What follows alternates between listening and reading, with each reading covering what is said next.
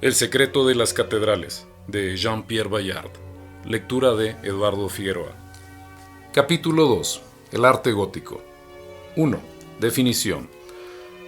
Son muchas las dudas en torno a la expresión arte gótico. Se relaciona sobre todo con el arte de los godos, ese antiguo pueblo germánico asentado cerca del Báltico. Ni los ostrogodos ni los visigodos tenían buena reputación, y el adjetivo gótico con el que se denomina el arte ojival se le asignó con un sentido peyorativo. A partir del Renacimiento, el gótico fue despreciado. Curiosamente, el término bárbaro se ha asociado a la civilización de los godos. Etimológicamente, bárbaro significa lo que es ajeno al mundo griego o grecorromano, o sea, extranjero, pero más tarde se amplió su contenido y significó todo lo que no era civilizado, un mundo de comportamientos brutales. Como ejemplo de esta abominación se tomó a los pueblos del Báltico, a los hunos y a los godos. También se ha dicho, sin embargo, que el término gótico proviene de got o cot, es decir, el arte de la luz o del espíritu. En esta creación arquitectónica, el clero de la Iglesia Católica Romana favoreció un arte que no se ajustaba a las normas estéticas en vigor entre los griegos y los romanos. Para la Iglesia esto suponía distanciarse del arte románico, robusto y macizo, cuyos edificios tenían todavía demasiadas afinidades con el arte antiguo, que había exaltado el poder profano de los emperadores romanos, fieles a otro culto. La denominación románico no aparece, por otra parte, hasta el siglo XIX. El arqueólogo Charles de Gelleville, en 1818, dio este nombre a la arquitectura cristiana occidental de los siglos V al XI en relación a la arquitectura romana de la que deriva. Con el arte gótico, gracias al empleo de la bóveda de crucería en combinación con el arco apuntado y a la transformación total de la estructura de los soportes, de los pilares y de los muros, nacía finalmente un arte original que caracterizaba el espíritu de la religión que había barrido todas las antiguas creencias. En el Renacimiento, el arte gótico se le aplica peyorativamente el adjetivo de bárbaro, porque no cumple los cánones del arte grecorromano. Hacia 1440, Lorenzo Valla denomina gótica a la escritura medieval. En un informe dirigido al Papa León X, Rafael emplea también la palabra gótico para describir un arte que escapa a las reglas de la antigüedad. En el siglo XVI, Vasari llama tudescas, es decir, germánicas, a todas las estructuras medievales, románicas o góticas, y en 1610 un jesuita francés traduce tudesco por gótico, dándole un sentido peyorativo de acuerdo con el espíritu de la época.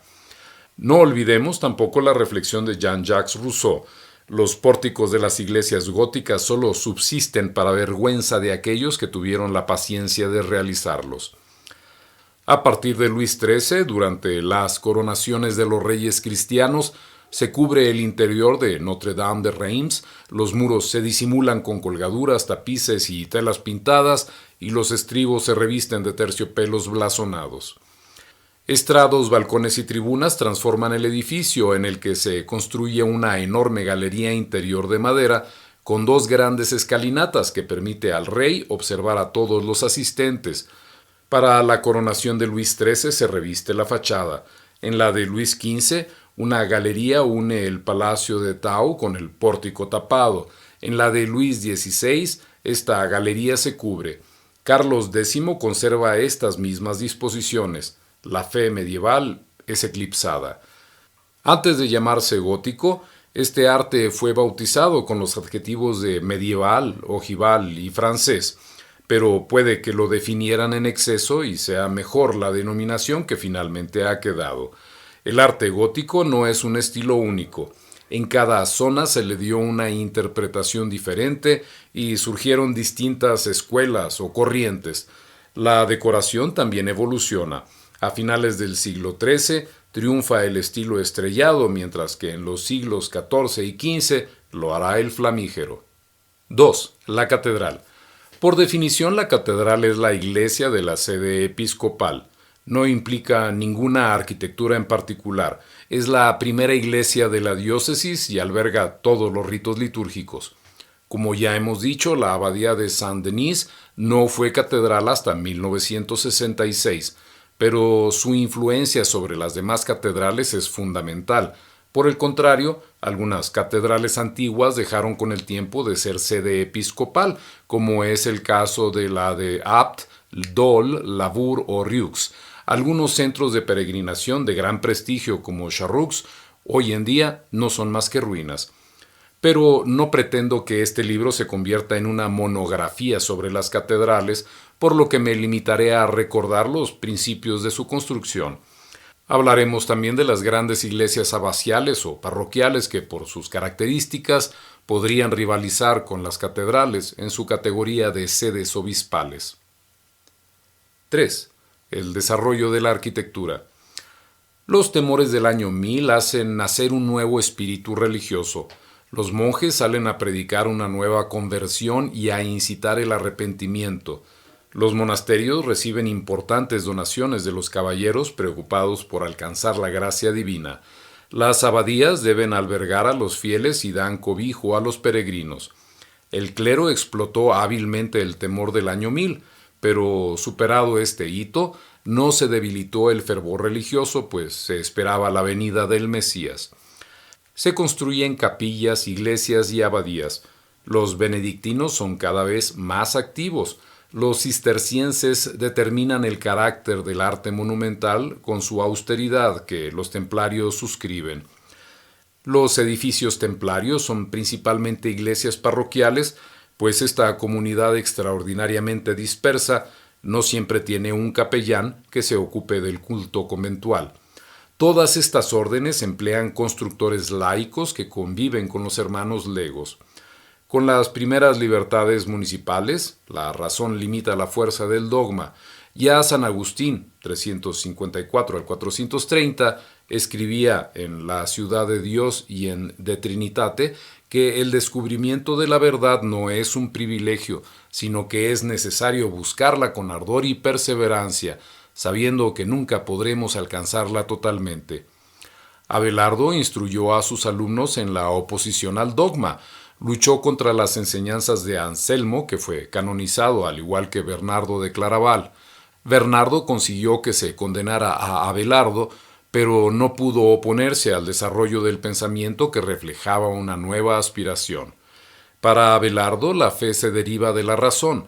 Es necesario comprender para creer y no creer para comprender. A esta nueva corriente de pensamiento corresponde una arquitectura nueva que se inspira en un mundo legendario y se enriquece con el pensamiento celta que había tenido representantes hasta el siglo VI. El arte de la construcción pasa a manos laicas. Las construcciones se encargan a especialistas. Los obispos prometen indulgencias y perciben enormes beneficios. Las parroquias pequeñas, menos afortunadas, buscan otras fuentes de ingresos. Se organizan peregrinaciones a los lugares más afamados, así como a los templos que poseen reliquias. Se reemplaza la antigua iglesia románica, demasiado pequeña, por una construcción más amplia y de un estilo totalmente nuevo. Se derriban monumentos muy bellos para erigir según el nuevo estilo. Notre Dame de París es reconstruida por Maurice de Sully sobre una iglesia que solo tenía 70 años.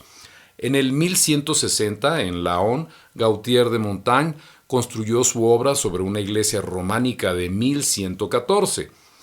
En 300 años, Francia extrajo y empleó más piedra que el antiguo Egipto en milenios. La catedral gótica ocupa el lugar de la catedral románica, que había ido ganando en altura y en esbeltez de las bóvedas. La iglesia prioral de Cunault, de grandes dimensiones, su bóveda tiene casi 19 metros y con un notable campanario sobre el transepto, es una muestra de este deseo de elevación. La suave iluminación me hace pensar en Saint Philibert de Tournus o en la modesta capilla de Saint Gabriel, en Tarascon-sur-Rhône. Al final de la época románica se busca esta elevación hacia el cielo, hacia la luz, glorificación de Dios. Para dar mayor relieve a las santas reliquias, Se hace entrar la luz abriendo vanos en los muros hasta rozar el límite de su resistencia. La suntuosidad de Saint-Denis, la iglesia de los reyes de Francia, señala el camino a seguir. El resto de las catedrales se inspiran en las líneas trazadas por Suger.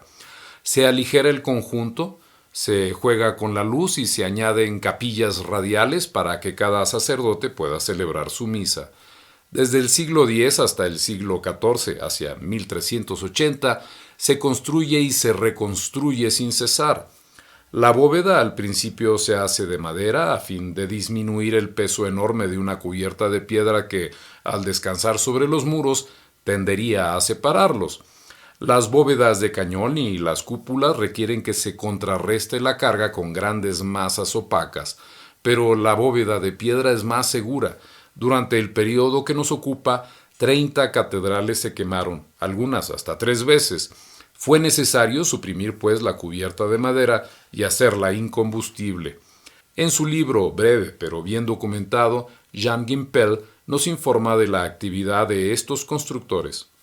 Entre 1050 y 1350, Francia extrajo varios millones de toneladas de piedra para edificar 80 catedrales, 500 grandes iglesias y varias decenas de miles de iglesias parroquiales. En la Edad Media había una iglesia por cada 200 habitantes.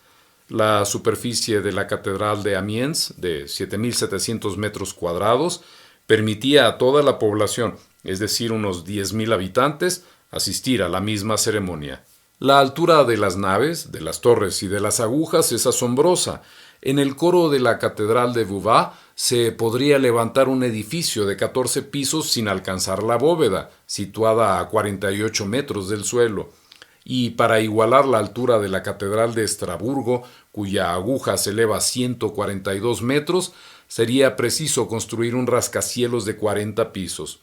La aguja de Saint-Étienne de Vauban alcanza los 153 metros, pero se vino abajo en 1573. A principio del siglo XII, la abadía de Cluny podía albergar a 460 monjes y acoger a 2.000 visitantes. Afirma Jean Gimpel, cuando la bóveda de Cluny, de 30 metros de altura, 12 metros de arco y 127 de longitud, se desmoronó en 1125, en 5 años fue reconstruida, una obra técnica de gran mérito. Se construyeron alrededor de 1.400 monasterios cluniacenses. A la muerte de Bernardo de Claraval, en 1152, la Orden del Císter poseía 343 y a finales del siglo XII unos 530. Cada iglesia poseía sus características propias y una estructura que depende de la región o el clima. Entre el norte y el sur de Francia se aprecian diferencias que se deben a la distinta intensidad de la luz y del calor en las zonas mediterráneas, pero todas siguen reglas comunes: la construcción de una bóveda de piedra que resista el fuego, la disminución de las cargas sobre los muros laterales a fin de reducir el volumen de material empleado. Puesto que la zona y el clima influyen en el estilo de estas realizaciones y la influencia normanda, por ejemplo, determina las características de las catedrales inglesas, no es posible establecer un patrón riguroso. La Catedral de Canterbury, cuya construcción se inició en 1175, tiene influencias del estilo de los Plantagenet instalados en suelo inglés, aunque su constructor Guillermo de Sens era francés. Los constructores son itinerantes, se trasladan de obra en obra sin que les detengan las fronteras. Su maestría es claramente europea.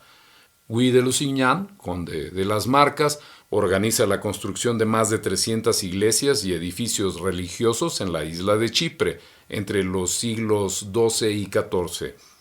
El impresionante número de estas iglesias se debe a varias razones. Por supuesto, a la fe del pueblo, pero quizás también a la alegría de haber superado el año 1000, fecha fatídica para algunos. Las peregrinaciones parecen ser la razón de mayor peso.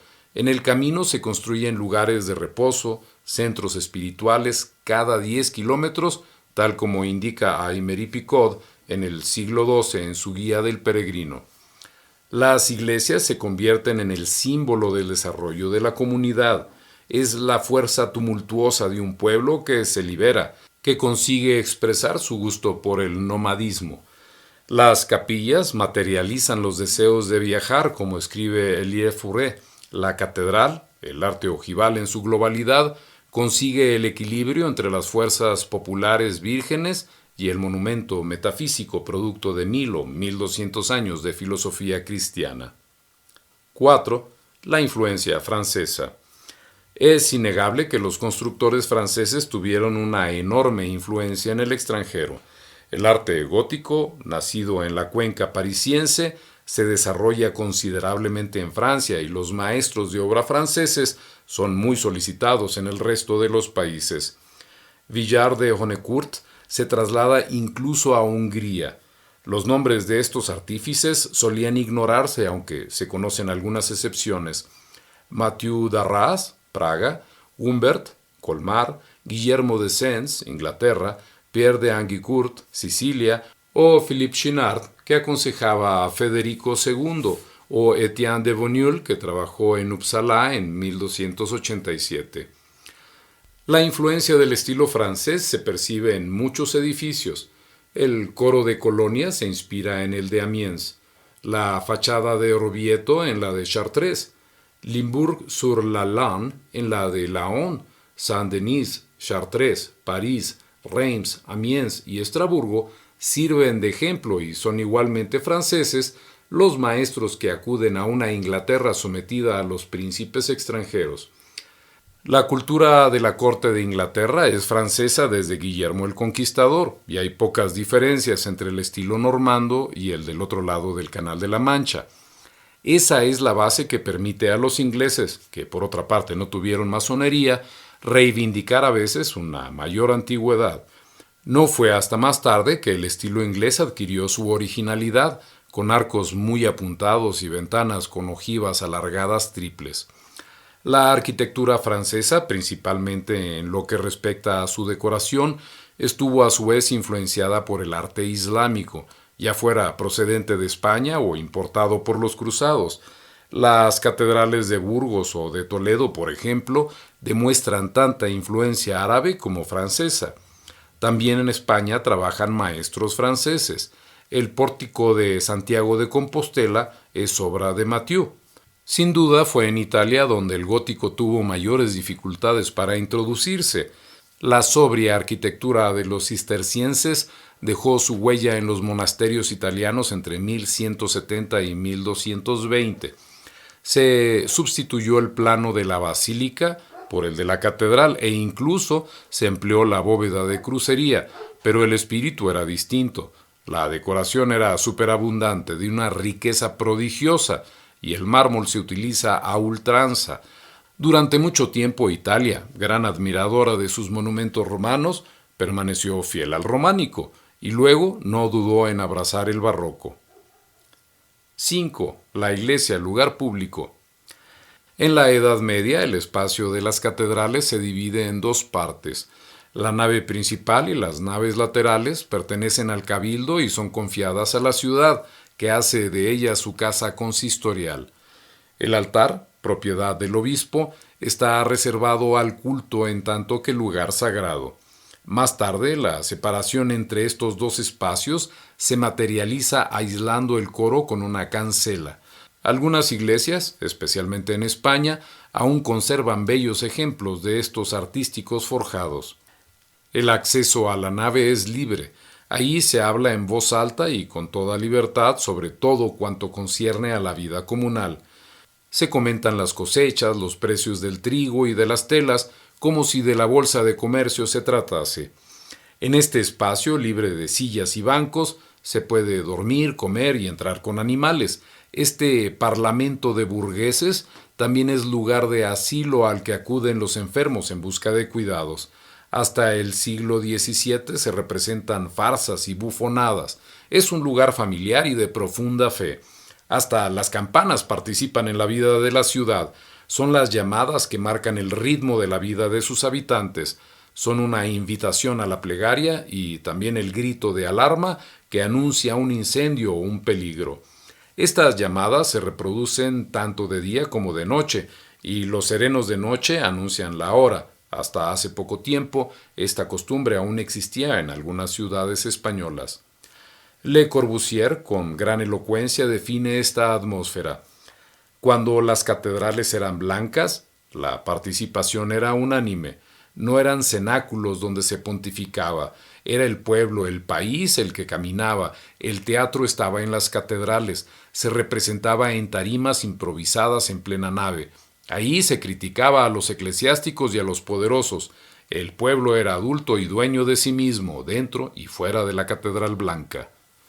En la casa del pueblo totalmente blanca se discutía de misterios, moral, religión, civismo y cábala.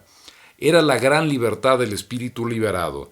El arte que lo rodeaba expresaba la abundancia de pensamientos y de caracteres, la naturaleza, la rudeza, el erotismo, las bromas atrevidas, el temor del espíritu ante el cosmos, las masacres, los asesinatos y las guerras, la efusión de los corazones ante Dios, Dios mismo, el pensamiento hermético. La gente hablaba de forma directa y sincera, era franca.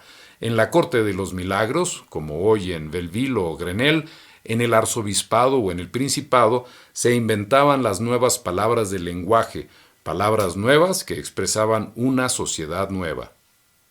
6. La consagración de los templos. La consagración de los templos no era competencia del arquitecto que, sin embargo, debía conocer el ritual para que la representación de su obra no desmereciera. Un monumento religioso no puede recibir a los fieles antes de ser consagrado mediante una ceremonia especial de significado místico.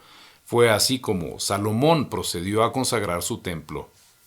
7. Financiación. Estas grandes obras de construcción empleaban abundante mano de obra bien pagada. Pero, ¿cómo fueron financiadas?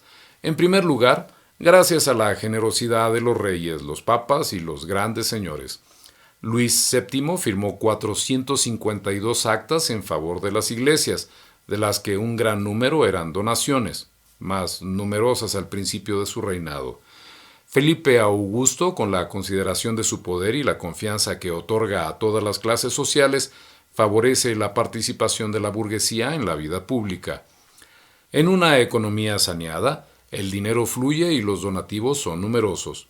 En este período de prosperidad, el hombre se preocupa de su alma, se compran indulgencias al Papa o a sus representantes y se emprenden peregrinaciones hasta lugares a veces muy remotos para rezar a las reliquias que tanto se veneran. Al estudiar la economía de esta época, podríamos pensar que esos enormes capitales invertidos en piedra habrían podido servir para otras actividades productivas que aumentaran la riqueza, pero la época medieval, sin desdeñar una cierta rentabilidad, piensa sobre todo en su salud. El pensamiento es profundamente religioso, vinculado a lo sagrado, ajeno a toda beatería. Una corporación puede pagar una vidriera para una iglesia aunque esté lejos. El donativo pregona los méritos de sus trabajadores y se convierte así en una publicidad con beneficios morales y financieros.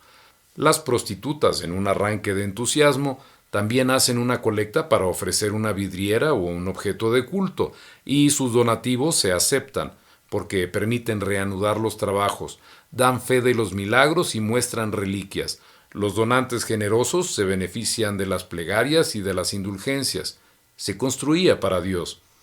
La fábrica, asamblea de canónigos libres y poderosos, no sometidos a la jurisdicción episcopal y que disfrutan de muchos privilegios, es el grupo que vela por la ejecución material de la obra y por la conservación del edificio. Controla los gastos, determina las expropiaciones, escoge los obreros y paga los materiales y la mano de obra. Para satisfacer estas necesidades, la fábrica recibe donativos, administra los ingresos procurados por los legados y las rentas, también recoge los impuestos y los diezmos. Sin embargo, hay que tener en cuenta las guerras, el hambre y las epidemias que hacen disminuir en mayor o menor grado los ingresos. De este modo se crea una sana organización, heredero del mundo feudal. La fábrica distribuye, sin embargo, las responsabilidades de los miembros que son independientes. 8. El arte cisterciense. En el siglo VI, San Benito fija las normas de la vida monástica.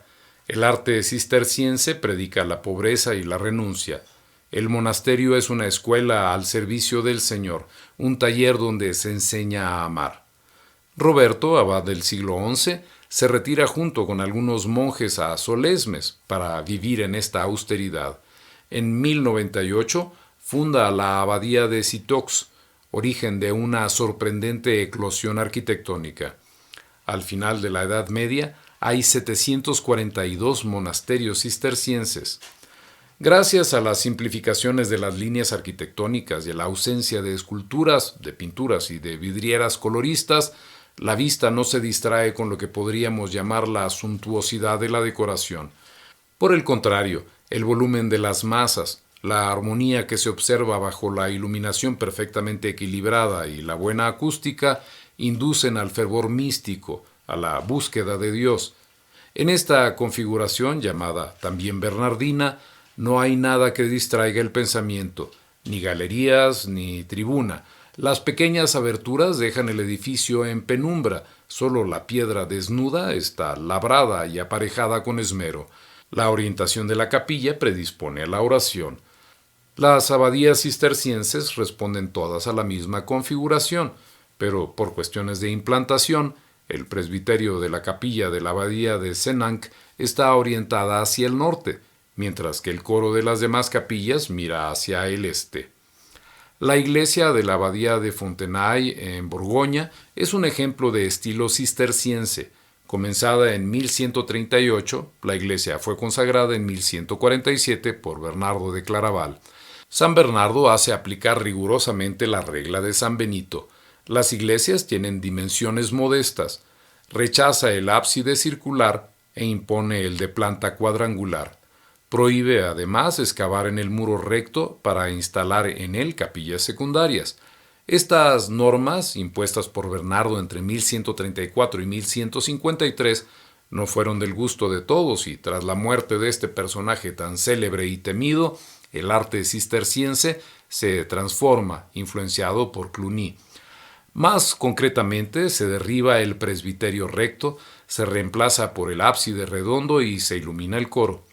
El abad general de la Orden del Cister desea reprender a Pedro el Venerable y alabar a Suger por el lujo de sus iglesias, pero no osa atacarlos directamente. En un célebre texto, el abad escribe: sin mencionar la inmensa elevación de vuestros oratorios, su desmesurada longitud y su excesiva amplitud, las suntuosas decoraciones y pinturas que excitan la curiosidad y con ello desvían hacia ellas la atención de los fieles y disminuyen el recogimiento, que recuerdan de algún modo los ritos de los judíos, pues me gustaría creer que con todo esto solo se pretende exaltar la gloria de Dios, me contentaré al dirigirme a religiosos como yo con utilizar las mismas palabras que un pagano utilizó para dirigirse a otros paganos como él. ¿Para qué, pontífice, tanto oro en los santuarios? ¿Para qué, os pregunto cambiando el verso, pero no el pensamiento del poeta, en la casa de pobres como vosotros, si es que aún sois verdaderos pobres, todo ese oro que brilla en vuestros santuarios? Se exhibe la estatua de un santo o una santa y cuanto más colorido ostenta, más santo se considera. Una multitud se congrega en torno a una imagen para besarla y se apresura a dejarle una ofrenda. Es a la belleza del objeto más que a su santidad a la que se dirige esta veneración. Asimismo, se cuelgan en las iglesias ruedas como si fueran coronas, cargadas de perlas, rodeadas de lámparas, con incrustaciones de piedras preciosas cuyos reflejos son aún mayores que los de las lámparas. A guisa de candelabros, se ven verdaderos árboles de bronces trabajados con un arte admirable y que no deslumbran menos por el resplandor de las piedras preciosas que por el de los cirios. Oh vanidad de vanidades, locura más que vanidad. La iglesia brilla por todas partes, pero los pobres están en la indigencia. Sus muros están cubiertos de dorados y sus hijos carecen de ropa. Los fisgones se encuentran en la iglesia con qué satisfacer su curiosidad y los pobres no encuentran en ella con qué paliar su miseria. 9. La Orden de Cluny y el Monasterio de Saint-Denis. La reforma cisterciense, con su regreso a la simplicidad, no impidió la expansión, la grandeza y la belleza ornamental defendidas por Cluny. No es la decoración de los palacios ni de las casas lujosas, es una decoración mística cuyo valor sagrado habla a todos los que necesitan ser instruidos, pues los devotos y los peregrinos no son especialistas del pensamiento cristiano. El edificio se convierte así en un verdadero libro de piedra cuya misión es enseñar. En esta época en la que solo se dispone de los manuscritos copiados en los monasterios, en la que los hombres leen poco o nada, es necesario instruir a los fieles. Además de los sermones y las prédicas, los planos y los volúmenes del edificio, las esculturas y los frescos, con sus tonalidades bien determinadas, la sonoridad y la armonía de la música y de los cantos, crean un ambiente que habla de la historia sagrada. Los arquetipos celestes se amplifican y reflejan el misterio del santo sacrificio. En este lugar protegido, en esta nave cubierta por la bóveda que es el casco del barco que navega por los cielos, el creyente está sometido a influencias muy concretas. La austeridad puede crear el recogimiento litúrgico que hace nacer la fe, pero la decoración sacra instruye. La orden de Cluny opta por la segunda postura, que es también la del abad Suger. Desde Dagoberto, el monasterio de Saint-Denis en Francia recibía las sepulturas de los reyes sucesores de Clodoveo, después de que los primeros reyes hubiesen sido enterrados en Reims, en la cripta de la abadía de Saint-Rémy. El abad Suger, amigo de la infancia del rey, fue regente de Francia cuando Luis VII partió a la Segunda Cruzada. De origen humilde, Suger llevó una vida lujosa. Benedictino siguió el ejemplo de Hugo de Cluny. Lo más precioso debe servir a la celebración de la Santa Eucaristía. Bernardo de Claraval apenas ataca a Suger, quien, por otro lado, sabe defender su posición. Que cada uno siga su propio criterio. En mi caso, declaro que lo que me ha parecido justo es que todo lo más preciado que exista deba servir por encima de todo a la celebración de la Santa Eucaristía. Para celebrar el Santo Misterio, el gesto más sagrado, se unen los ornamentos de oro y las piedras raras que rinden culto al sacrificio divino. La sangre de los animales puede ser recogida en vasos ordinarios, pero la santa sangre del Señor solo puede ser recibida simbólicamente en los materiales más refinados. Preocupado por la nobleza externa, Suger compone un cuadro grandioso y reconstruye la iglesia abacial de Saint-Denis entre 1135 y 1144. El pórtico sigue siendo macizo y demuestra toda su autoridad, pero en el coro aparece el crucero ojival y una serie de capillas, porosas a la luz del día, como las describe Georges Duby, que permiten que todos los monjes celebren el servicio divino. Suger hizo demoler la galería que separa el coro del transcoro, porque constituía un obstáculo para el paso de la luz. Crea una poética de la luz y encarga vidrieras que serán un modelo en su género. De este modo, Suger, para honrar con esplendor a la divinidad, hace cantar a la luz, con la ayuda de los albañiles de Île-de-France. Edifica según el estilo nuevo que acaba de nacer. Sus importantes innovaciones revolucionan el mundo de la construcción. Raymond Aurcel, en Evocación de la Chrétienne Romane, Zodiac, escribe: el 9 de junio de 1140 fue consagrado solemnemente el nártex de la iglesia abacial de Saint-Denis, cuya construcción había emprendido 5 años antes el abad Suger. Sin interrupción, hizo que se iniciaran los trabajos de reedificación del coro de la antigua Basílica Carolingia, cuya insuficiencia y deterioro eran despiadadamente puestos de manifiesto por la afluencia de peregrinos por una parte y por la magnificencia de las ceremonias litúrgicas por otra. La consagración de la nueva obra se celebró el 11 de junio de 1144. Se continuaron las obras para la ampliación del transepto y fueron concluidas hacia el 1148, después de lo cual el abad emprendió la última campaña de su amplio programa, que consistía, como él mismo escribió, en unir la nueva parte posterior con las anteriores, es decir, en recuperar enteramente la nave prerrománica. Las dificultades políticas derivadas de la cruzada interrumpieron los trabajos, que no finalizaron hasta un siglo más tarde y que Suger, muerto en 1152, no pudo ver. El abad de Saint-Denis es unánimemente reconocido como el padre del nuevo estilo gótico.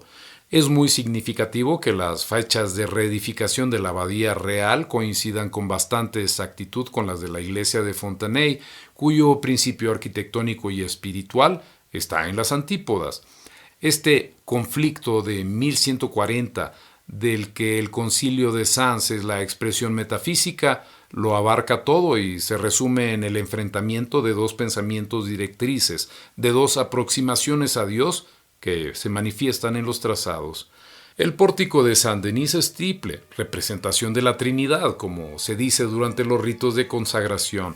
Toda la teología de Dionisio Areopagita se organizaba en torno al tema trinitario, símbolo de la creación, escribe Georges Duby, que nos explica el modo en que el arte nuevo emana de esta iglesia innovadora, de sus vidrieras, sus estatuas columna y la técnica con que se construye el coro, que seguidamente definiremos.